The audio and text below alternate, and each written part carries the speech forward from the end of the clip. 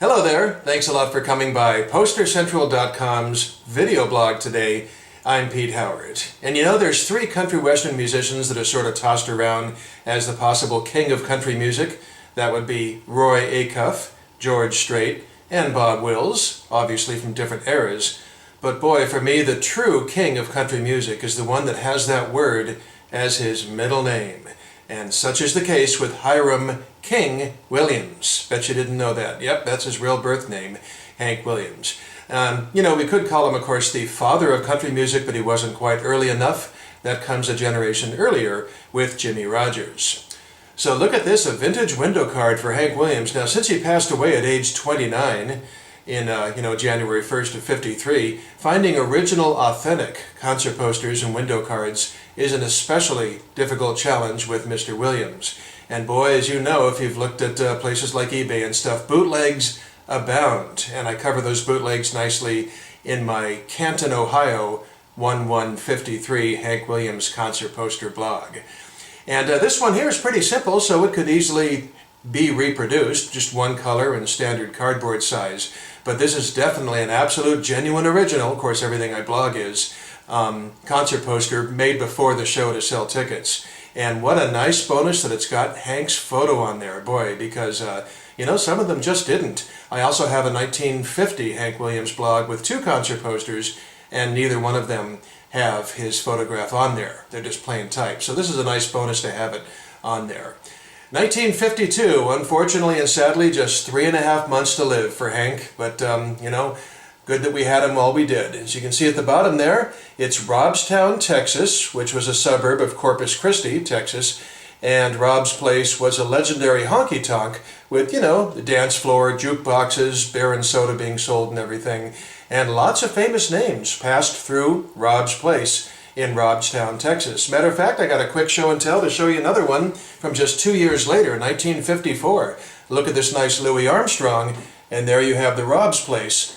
I'm not going to spend much time on this though, because I'm going to blog it separately, indeed. So that was quite a, I'm not sure when they closed or how long they went on, but Rob's Place definitely well known to musicians in Texas, absolutely. And the Louis Armstrong had lots of ticket selling information up on top, but interestingly, the designers of this Hank poster did not choose to put ticket prices or selling information on here. So there you have it. You can see up the top there, in person, Mr. Lovesick Blues, Hank Williams. And boy, that was more than just one of his song titles, I'll tell you. Just 2 months prior, Audrey Williams, his wife, had divorced him. Of course, a month after the show, he married somebody else. That was Hank's style, but still, he had to be certainly lovesick for part of the summer, didn't he? But he was battling his demons, and, just a month before their show, unfortunately, the Grand Ole Opry dismissed him for no-shows and drunkenness and so forth like that. So, boy, a lot of important life and musical events in Hank's life surrounding this poster and occurring in the summer and fall of 1952. So let's come in and catch the details on the bottom half of the poster there. As you can see, Sensational, radio recording artist. Look at that, straighten it out for you. Hank's radio transcriptions, wow, they're considered by many to be his very best work. And he actually appeared 72 times on just like Mother's Best Flower radio show, doing 3 songs each time. So there's a huge surplus of material to hear Hank's performances of his best-known records and some obscurities too, live on these radio hours. Then you've got on there, as you can see, singing his MGM record hits, and that was the label he was on for his entire career since 1947. Of course, in this case, entire career consisting of just 6 years. And then, boy, look at the song titles on here. Yeehaw indeed. First of all, on top you've got Lovesick Blues, making its second appearance on the poster, but hey, that's okay. It's his biggest hit ever. It was #1 for 4 months in 1949. Wow, what a performance. Second song is Cold, Cold Heart. That was a #1 record of Hank's from 1951, the previous year, and that spent the longest time on the charts of any Hank Williams record ever, at 46 weeks. Wow. Cold, Cold Heart hit #1 and was on the charts in every position for almost a year. Wow.